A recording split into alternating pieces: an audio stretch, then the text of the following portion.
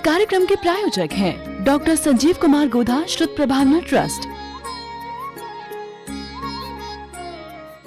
दान से ही संसारी जीवों को महान सुख प्राप्त होता है। माने सुख का आधार दान है।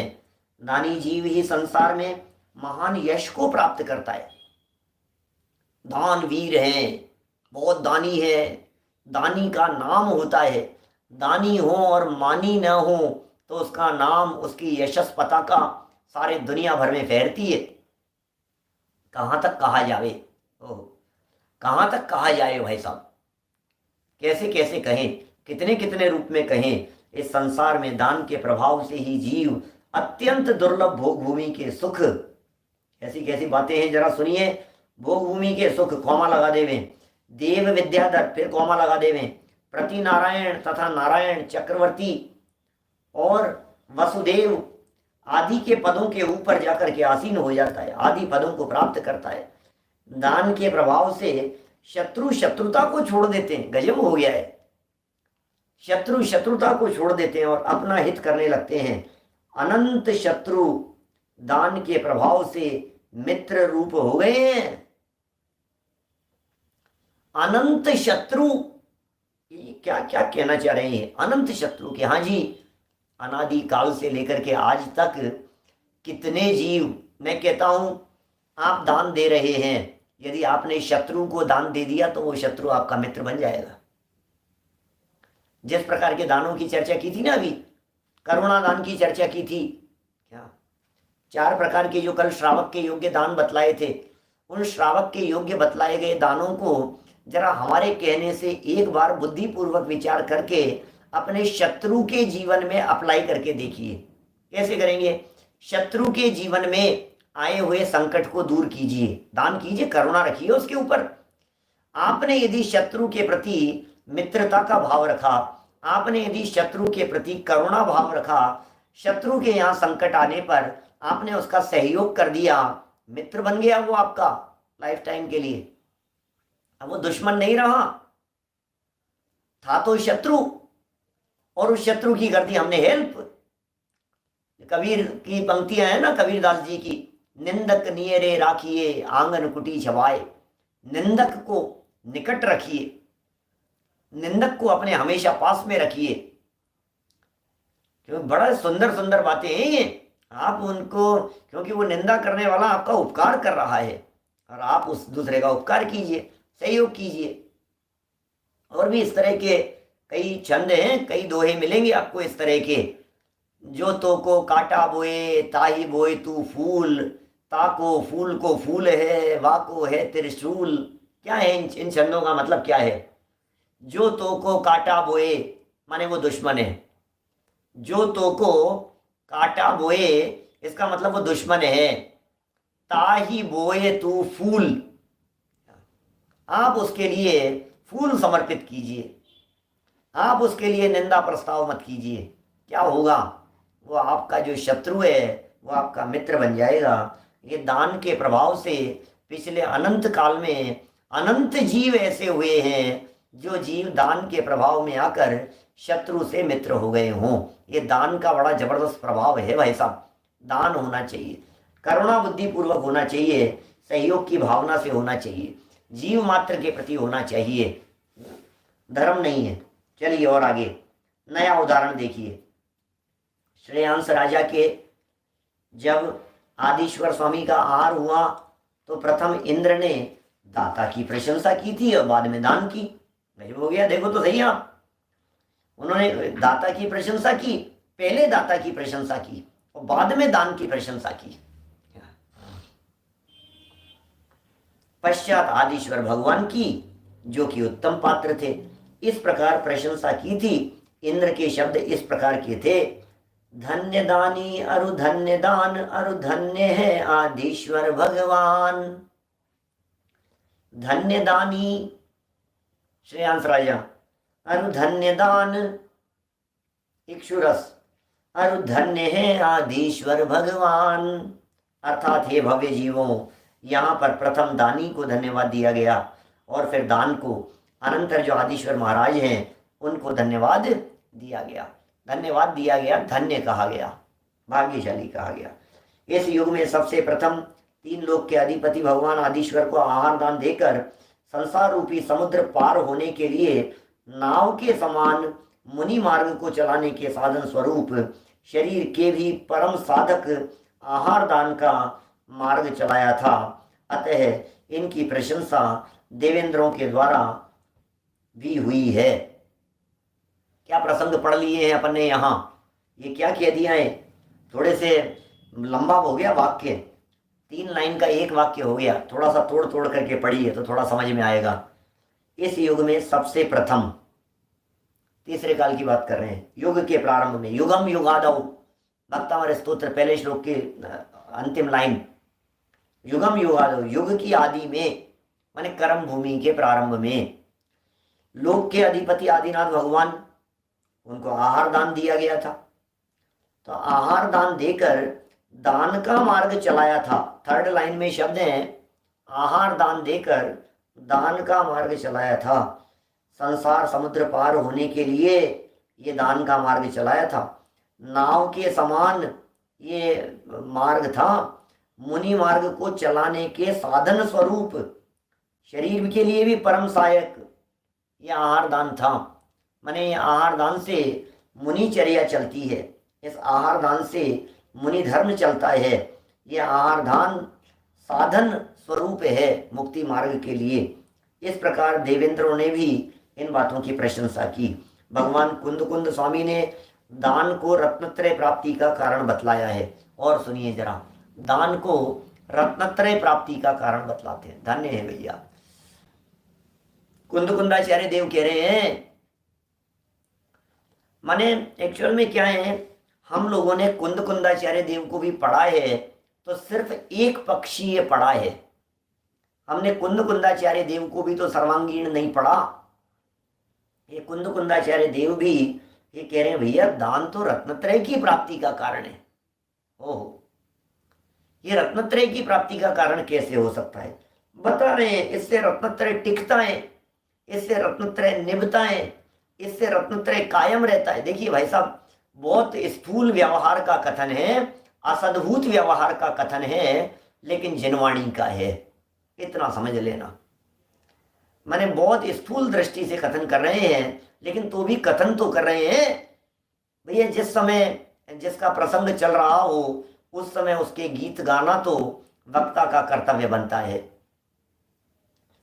जीय सुहचय मोखो मोखो तयण रयण मुण सातो मुण रतन आहारो भोयण सावे गेह कर जो होई। जीव संसार में सुख की इच्छा करते हैं, वास्तव में संसार में सुख नहीं है किंतु सुखावास है। देखिए, आप यदि ये सोच रहे हैं कि संसार में सुख मिलेगा, संसार में सुख मिलेगा, तो आप गलत फहमी में हैं। वास्तव में संसार में सुख नहीं है, सुखावास है। संसार में सुख नहीं मिलेगा, संसार में तो सुखावास होगा। आत्मिक सुख को सत्य सुख कहते हैं। ये बीच बीच में कुंदाचार्य का सहयोग लेकर के ये अध्यात्म की ऐसी बातें आचार्य देव यहाँ बतला देते हैं। सुख तो कहाँ है? अंदर में है। संसार में सुख नहीं है। संसार में जितना भी सुख दिखाई देता है ये तो सुखाभास है, ये तो झूठा है। आत्मिक सुख को सच्चा सुख कहते हैं, वही सच्चा सुख है। अंदर का सुख, आत्मा का सुख, वही वास्तव में सच्चा सुख है। वह संसार से कैसे मिल सकता है? आत्मा का सुख वो संसार से कैसे मिल सकता है?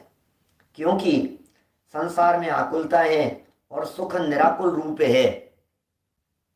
संसार में आकुलता है और सुख का लक्षण निराकुलता है, और निराकुल अवस्था मोक्ष में है। कोई पंक्तियां याद आती है कि दौलत राम जी की शेरडाला की तीसरी ढाल की पहली लाइन है, आत्म को हित है सुख सो सुख आकुलता बिन कहिए, आकुलता शिव माहिनता ते शिव मग लाग्यो चाहिए। क्या कह रहे? आत्म को हित है सुख। आत्मा का हित कहाँ है? सुख में है। आत्मा का हित सुख में है। वो सुख कहाँ है? सो सुख आकुलता बिन, आकुलता के बिना। ये सच्चा सुख तो निराकुलता में है, आकुलता के बिना ही सच्चा सुख होता है। चलिए फटाफट आगे बढ़ते हैं। और मोक्ष का साधन रत्नत्रयधारी मुनि करते हैं। मोक्ष का साधन तो एवं उपदेश आदि द्वारा गृहस्थियों को उसके मार्ग पर लगाते हैं। मोक्ष के मार्ग पर चल रहे हैं मुनिराज, वे स्वयं रत्नत्रयधारी हैं, वे उपदेश देते हैं और गृहस्थों को धर्म के मार्ग पर लगाते हैं। और उपदेश आदि का साधन है शरीर, क्योंकि कहा है शरीर माध्यम खलु धर्म साधनम, अर्थात धर्म का साधन शरीर है और उस शरीर की स्थिति भोजन के ऊपर निर्भर है। और भोजन का साधन गृहस्थ के द्वारा दिया गया मुनि को दान है। ये क्या क्या कह रहे हैं? ये कोई बात समझ में आई क्या? बड़ी गजब की बात कह दी है। स्टेप बनाओ, ये जितनी बातें कही है इनके पॉइंट बनाओ, इनके सीक्वेंस बनाइए, जरा उसे देखिए। ये कह रहे हैं अब इसको उल्टा चलाते हैं। देखिए अब जो वाक्य पढ़े ना अपन ने, 3 4 वाक्य नीचे से, इनको उल्टा बनाइए। मुनिराजों को दान देना, मुनिराजों को जो दान दिया जाता है वो दान गृहस्थों के द्वारा दिया जाता है, ठीक है। उस दान के ऊपर वो जो है दान गृहस्थों के द्वारा जो मुनिराजों को दान दिया गया, वो दान शरीर की स्थिति का हेतु है। माने उस दान से शरीर की स्थिति होती है, माने शरीर की स्थिति, देह की स्थिति, हमने दान दिया, दान से शरीर की स्थिति होगी। शरीर धर्म का साधन कहा गया। जब शरीर की स्थिति होती है तो मुनिराज उपदेश आदि देते हैं, उपदेश देकर के गृहस्थों को धर्म मार्ग में लगाते हैं। लो ये क्या कह रहे हैं? ये कैसी बात कह रहे हैं? कितनी गजब की बातें। वापस देखिए, तीसरी लाइन देखिए इसको, मोक्ष का साधन रत्नत्रयधारी मुनि करते हैं। बराबर क्या कह रहे हैं? मोक्ष का साधन रत्नत्रयधारी मुनि करते हैं। वे तो मोक्ष का साधन कर रहे हैं, खुद चल रहे हैं। अब वे मुनिराज जो रत्नत्रय के मार्ग पे चल रहे हैं, वे औरों को रत्नत्रय का मार्ग बताते हैं या नहीं? ये बताते हैं भाई साहब, मुनिराज उनको बताते हैं। तो बताने के लिए उनमें शक्ति चाहिए या नहीं? कि चाहिए। उनकी वाणी चाहिए, उनका उपदेश चाहिए कि हाँ बिल्कुल चाहिए। तो वाणी और उपदेश देने की जो ताकत है वो भोजन से आती है। भोजन से शरीर की स्थिति बनती है। और जो भोजन है वो भोजन गृहस्थों के द्वारा दिया जाता है, योग्य रीति से दिया जाता है। तो गृहस्थों के द्वारा जो आहार दान दिया जाता है वो मुनिराजों के शरीर की स्थिति का कारण बनता है, शरीर उनके उपदेश का कारण बनता है। और चूंकि वे रत्नत्रयधारी हैं इसलिए जगत के जीवों को रत्नत्रय का उपदेश देते हैं। इस तरह से आहार दान रत्नत्रय की प्राप्ति का कारण बनता है। लो, हम यदि मुनिराज को योग्य उत्तम पात्र को आहार दान देते हैं तो फिर वे योग्य उत्तम पात्र क्या करेंगे? बोले वे उससे खूब धर्म प्रभावना करेंगे। देखिए समझना, अब इस चीज को और कई जगह पर लगाइए। आपने योग्य विद्वान को आहार की व्यवस्था की, भोजन की व्यवस्था की और उनके माध्यम से प्रभावना की गई, तो आपके द्वारा दिया गया आहार सामने वाले व्यक्ति के द्वारा प्रभावना करने में सहयोग में निमित्त बना। इसलिए आपके इस दान से प्रभावना हो रही है, ऐसा कहना चाह रहे हैं। स्टेप तो है ही ना।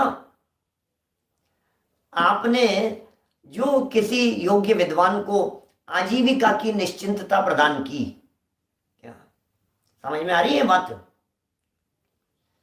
माने आपको जो निश्चिंतता प्रदान की आपने किसी भी विद्वान, टोडरमल जी जैसे विद्वानों की बात कीजिए जी, एक टोडरमल जी जैसे विद्वानों के लिए निश्चिंतता प्रदान कर दी। अब वे निश्चिंत होकर के आराधना के मार्ग में लगे। जब वे निश्चिंत होकर के आराधना के मार्ग में लगे तो उनके माध्यम से खूब प्रभावना हुई। तो उनके लिए प्रभावना में कौन निमित्त बना? दुनिया में धर्म प्रभावना में कौन निमित्त बना? ये साहब टोडरमल जी। कि नहीं, टोडरमल जी की स्थिति में कौन निमित्त बना? उनकी निश्चिंतता में कौन निमित्त बना, उनकी निराकुलता में कौन निमित्त बना? बोले आपके द्वारा दिया गया आहार, आपके द्वारा की दी गई सुविधाएं, आपके द्वारा की गई व्यवस्थाएं, ये उसमें निमित्त बनी। तो प्रकारांतर से ये आहार दान रत्नत्रय के उपदेश में निमित्त बनता है और रत्नत्रय की स्थिति में, रत्नत्रय की वृद्धि में सहकारी होता है। ये मैं नहीं कह रहा हूं, ये बातें कुंद कुंदाचार्य देव लिख रहे हैं रहन सार में। कहां से कहां जोड़ते हैं आप, उसे प्रकारांतर से देखिए, आप उसे सीक्वेंस से देखिए, इससे क्या होगा, फिर उससे क्या होगा, फिर उससे क्या होगा। हो ये कहां तक जा रही है बात। चलिए आगे चलते हैं। अतः रत्नत्रय का साधक कारण आहार दान कहलाया। आहार दान रत्नत्रय का साधक कारण कहलाया। अतः गृहस्थों को चाहिए कि दान देकर अपने जीवन को सफल बनावे एवं धन का सदुपयोग करे, अन्यथा समय निकले बाद कुछ नहीं कर सकोगे। समय निकल गया तो आप कुछ भी नहीं कर सकोगे। बोलो, खत्म है फिर तो सारी बात। श्री भगवान ऋषभ देव ने भी राजा श्रेयांश से आहार दान लेकर शरीर की स्थिति को रखते हुए रत्नत्रय का आराधन कर केवल ज्ञान प्राप्त कर संसार के जीवों को सदुपदेश देकर कल्याण किया था। ऋषभ देव स्वामी ने भी क्या किया था, बोलो, सोचिए क्या लिख रहे हैं। राजा ऋषभ देव ने श्रेयांश महाराजा से आहार दान लिया, शरीर की स्थिति कायम रही, रत्नत्रय का आराधन किया, केवल ज्ञान की प्राप्ति कर ली, संसार के जीवों को सदुपदेश देकर के उन्होंने कल्याण किया जगत के जीवों का। यदि आहार दान मुनिजन प्राप्त न करें तो उनके शरीर की स्थिति के बिना कोई धर्म साधन नहीं हो सकता। पूज्य गुरु निर्ग्रंथ बिन दानी कौन बनाए, भोग भूमीश्वर चक्री जिन होकर मोक्ष लहाए। यदि पूज्य निर्ग्रंथ साधु गुरु न होते तो जीवों को श्रावक बनकर दानी बनने का सौभाग्य कैसे प्राप्त होता। ओ क्या कह रहे हैं, यदि निर्ग्रंथ साधु गुरु नहीं होते, मान लीजिए निर्ग्रंथ साधु नहीं होते, गुरु नहीं होते, तो जीवों को श्रावक बन करके दानी बनने का सौभाग्य कैसे प्राप्त होता। और दान के बिना उसका फल भोग भूमि का सुख, देव पर्याय के आनंद, चक्रवर्तियों की विभूति आदि प्राप्त कर एवं तीर्थंकर पदवी प्राप्त कर मोक्ष पद पे कैसे प्राप्त, ये सब क्रम बतला दिए इन्होंने, व्यवस्थाएं बतला दी।